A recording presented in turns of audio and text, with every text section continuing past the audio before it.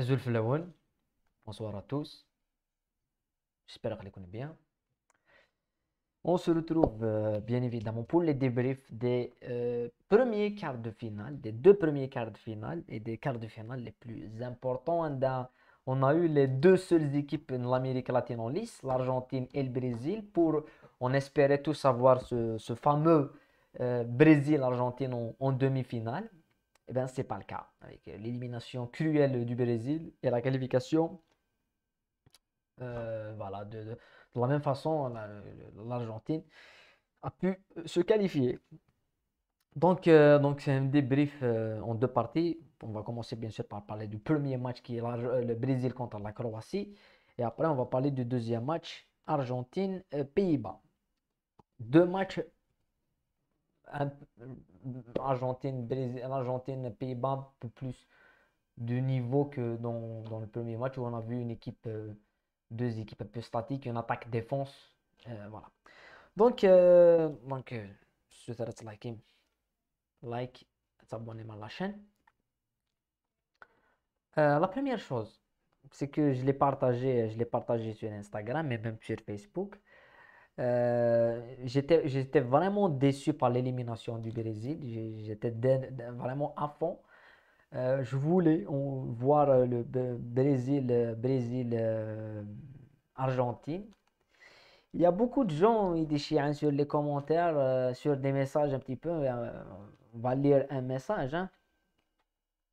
Un message qui est lié. On va parler par exemple. Attends, on va trouver un message. En tous les cas, il y a beaucoup de messages, mais je pense que il y a beaucoup de gens qui disent que c'est tout à fait logique. Que le Brésil a eu la possession et que la Croatie elle a joué son match. Le milieu de terrain, la Croatie elle a tenu le ballon. Il a amené le match vers les pénaltys. C'était un petit peu ce qu'on voyait un petit peu dès le match né. C'est une équipe qui défend, qui est la Croatie, et une équipe qui attaque. Mais côté statistique, on ne parle pas de la possession. On parle des tirs, par exemple. Le nombre de tirs, c'est 21 tirs contre 9. 21 tirs pour le Brésil, 11 tirs cadrés. La statistique qui tue, c'est cette statistique. 11 tirs cadrés pour le Brésil, un but. Un tir cadré pour la Croatie. Un tir cadré, c'est celui, le but à la dernière, à la 117e minute. Donc, personnellement, j'étais dégoûté. Je suis encore plus dégoûté de l'élimination du Brésil. Je le dis clairement parce que avec le Brésil, on a une des équipes, même le Brésil, en Coupe du Monde, ou l'Argentine, ou l'Italie, ou déjà l'absence de l'Italie, déjà, c'est quelque chose de tout à fait surréaliste, hein. L'Italie qui est absente d'une Coupe du Monde. Ça commence à faire beaucoup. Mais l'élimination des équipes MCGN, ce n'est pas parce que je déteste la Croatie. Je m'en fous réellement. J'ai pas de problème avec les Croates, avec la Croatie. Mais j'aurais aimé, et je pense que tout le monde aurait aimé, voir en Coupe du Monde. Ça fait très très longtemps. Moi, je ne l'ai pas vécu. J'ai pas vécu un Argentine-Brésil en Coupe du Monde. Et on a tous voulu voir ça. Parce que Croatie-Pologne, Croatie-Allemagne, Croatie-Angleterre, on les voit tout le temps en Europe. C'est la Coupe d'Europe. On les voit tout le temps. Là, tu avais les deux seules équipes d'Amérique latine qui ne pouvaient pas se retrouver en finale. Ils doivent se retrouver dans les demi-finales. Donc, c'était uniquement pour ça. Et je pense qu'on l'a pas eu en 2014 parce que l'Allemagne a étrié le Brésil. Il n'y avait pas photo 7-1. Sinon, on aurait pu avoir Allemagne, Brésil, Argentine en finale de Coupe du Monde. Là, même en demi-finale, on ne l'a pas. Et les Brésiliens, dans tous les pronostics, ils étaient favoris. Tout le monde les voyait gagner. Tout le monde disait le Brésil va gagner. Le Brésil, ils sont favoris. Ils vont gagner. Le Brésil est favori. Avec le nombre. Et c'est là que je ne comprends pas. Parce que c'est là qu'on parle par exemple des Croates. Et moi, je pense que les Croates, ils ont fait leur match côté possession, côté grinta. Ils ont amené le match. Même si le Brésil, on ne comprend pas pourquoi ils ne ferment pas le jeu dans les 10 dernières minutes en prolongation, ils arrivent quand même à planter ce but. Avec Neymar, il reste 15 minutes, ils ont tous les moyens, ils peuvent gérer la possession et tout. Ils continuent d'attaquer pour mettre le deuxième but à 5 ou à 3 ou à 4 minutes de la fin du match. Ce n'est pas logique, il fallait fermer le jeu. Ça, c'était la première chose. Mais la deuxième chose, euh, on a vu pas mal de gens mettre le Brésil favori. Parce qu'ils ont des attaquants. Ils ont une panoplie d'attaquants. On a parlé du Brésil au début de saison, en début de Coupe du Monde, même avant la Coupe du Monde. Avec le nombre déjà, tu commences avec Rafinha, Vinicius, et tu finis avec Anthony et Rodrigo. Ça veut dire qu'il y a quand même, voilà, il y a Pedro, il y a beaucoup de joueurs. Mais côté latéraux, côté milieu de terrain, et côté même, on parlait de cette équipe qui ne pouvait pas suivre le rythme. euh, dans le milieu, il n'y avait pas beaucoup de joueurs. Donc, ils payent un petit peu ça. Donc, les joueurs qui. La Coupe du Monde, ce n'est pas avoir de 44 attaquants. La Coupe du Monde, c'est être précis dans le moment le plus précis. Et les Croates, ils ont utilisé leur seule force, c'était ce milieu de terrain, Brozovic, Kovacic et Modric, un milieu de terrain assez compact, qui peut avoir la possession. Et là, on parle d'une possession. La possession pour les Croates, par exemple, en premier mi-temps, où c'était un petit peu équilibré, où les Croates avaient vraiment le ballon, c'est une possession stérile, parce qu'il n'y avait pas d'occasion pour les Croates, mais c'était une possession positive, parce qu'ils avaient le ballon, et donc ils n'avaient pas le danger côté brésilien. En deuxième mi-temps, on a vu un carnaval brésilien. Et voilà, le gardien fait 8 arrêts. 8 arrêts côté Croatie. Livakovic. Sinon, Neymar, il a dépassé, il a égalé, ou il a dépassé, il a égalé, je pense qu'il a égalé Pelé, mais l'élimination, voilà. C'est très très dur pour Neymar parce que je pense que pour une fois, mais le problème c'est que le penalty, et on va parler maintenant du deuxième match et de la différence entre des joueurs comme Neymar et même comme Cristiano Ronaldo, on le voit souvent dans la séance des tirs au but. Parce qu'il y a l'autre match où il y a ce mec, mais on va commencer par ce mec. On va commencer par Messi. Argentine-Pays-Bas. Je pense, on a tous vu le match. On a tous vu le match. Et on a vu, même on pense, par exemple, on prend les premières 45 minutes où l'Argentine mène 1-0. Tu retires Messi du match, il y a minimum 0-0. Il y a la passe de Messi sur le but de Montiel, il n'y a personne qui l'a vu. Moi, je ne l'ai pas vu, hein. On regarde le match assis sur un canapé, on regarde le match. Imaginez, il y a 80 000 personnes dans le stade, il y a des gens qui sont devant la télé, ils ne voient pas le déplacement de Montiel. Messi le voit. C'est pour ça qu'on parle de Messi, on parle d'un joueur qui va pas se répéter. Tu vois, c'est un joueur que il y a des gens qui vont te dire non, mais il doit gagner la coupe, il doit remporter la Coupe du Monde pour qu'il soit comme non.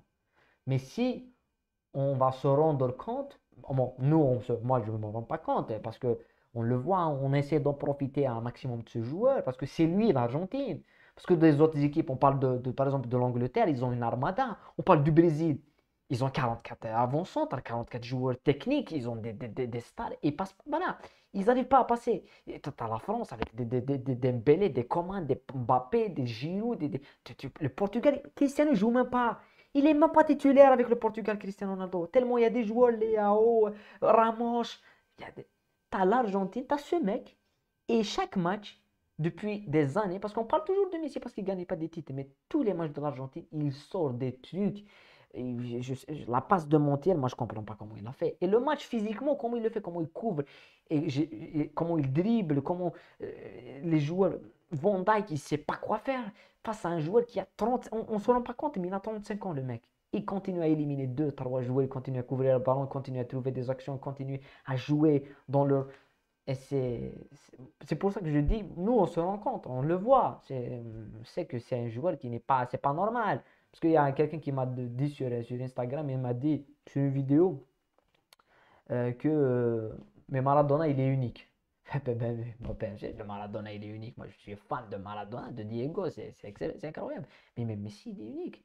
Maradona, ce qu'il a fait, il a fait quelque chose d'exceptionnel, c'est vrai. Mais ce que fait Messi, c'est pour ça que je me dis, quand ce mec va arrêter au foot, et c'est Mourinho qui le dit, il dit quand Messi va arrêter le foot, la carte du football va changer. Ça, c'est la première chose. La carte du football du monde va changer. Et là, on va se rendre compte de ce que faisait Messi. Parce qu'il y a beaucoup de gens qui regardent la passe de Messi ce soir et regardent ce qu'il fait chaque match. Ils disent, parce que c'est Messi qui le fait. Hein. Parce que quand il ne le fera pas, quand il ne le fera plus, malheureusement pour nous, ça va être vraiment dégueulasse de se taper certains joueurs quand tu regardes des matchs. Tu te dis, heureusement, il y a Messi. Parce qu'on allume la télé, on voit quelque chose et on sort du. Il y a, il y a une personne qui me dit c'est le djinn. C'est un démon, c'est pas un humain. La manière comment il y a des gens qui regardent pas le football et quand ils regardent le football, ils regardent la passe de Messi, ils disent c'est pas humain. C'est pas ça n'est pas normal. Tu vois, on peut le comparer à n'importe quel autre joueur pour les statistiques, mais ça, le toucher de balle, la passe, le truc. Mais malgré ça, malgré Messi qui met même un penalty en deuxième mi-temps, tu as un retour des Pays-Bas. L'égalisation des Pays-Bas, c'est un coup tactique, mais dans un creux où on n'a pas compris les changements de Scaloni. Personnellement, je n'ai pas compris pourquoi tu sors Acuna alors que Acuna il était sur une menace de carton jaune. Il a eu le carton jaune, donc il ne jouera pas si tu te qualifies. Donc tu le sors. Pourquoi? Le mec il ne va pas jouer après, pourquoi tu le sors? Tu sors Paul qui est fatigué, et c'est tout à fait logique. Mais ne pas faire rentrer Di Maria dans les 10 dernières minutes, il y avait 10 minutes de temps additionnel, il y avait un problème d'arbitrage aussi en plus. Parce que le deuxième coup franc où ça met le but, pouvait, pouvait pas siffler normalement, mais bon, c'est sifflé, il y a une égalisation, c'est ça le football, et il y a une égalisation dans le temps mort, dans le temps mort, à 90 plus 11. Là, je me regardais le match, je me suis dit, c'est bon, l'Argentine, comment ils ont défendu pendant 40 minutes en deuxième mi-temps. Je me dis, psychologiquement, ils sont plus là. Psychologiquement, ils vont être oxydés. Et bien là, tu as une âme. Tu as première mi-temps des prolongations où ils tentent un ballon. Deuxième mi-temps des prolongations où l'Argentine était vraiment meilleure. Où il y avait 2 3 occasions, un arrêt exceptionnel du gardien, de Van Dijk, je pense, puis une balle déviée, puis un poteau à la dernière occasion, un poteau pour, euh, pour, euh, pour, euh, pour l'Argentine, là tu te dis ça va pas rentrer. Donc c'est gagner 2-0 et se faire reprendre à 2-2, tu te dis ça va être compliqué. Mais et bien sûr, il y a un joueur qui s'appelle Emiliano Martinez, gardien de but, qui fait 2 arrêts, 2 premiers penalties, comme Livakovic, côté Croatie, t'as Emiliano Martinez. Et c'est là où je voulais parler de Neymar. Neymar, c'est l'un des meilleurs, si ce n'est le meilleur tireur de penalty au monde. Eh bien, il voulait tirer le cinquième pour fêter, pour être sous les projecteurs. T'as Cristiano qui fait ça. Il tire le cinquième pour que quand il marque, il va célébrer.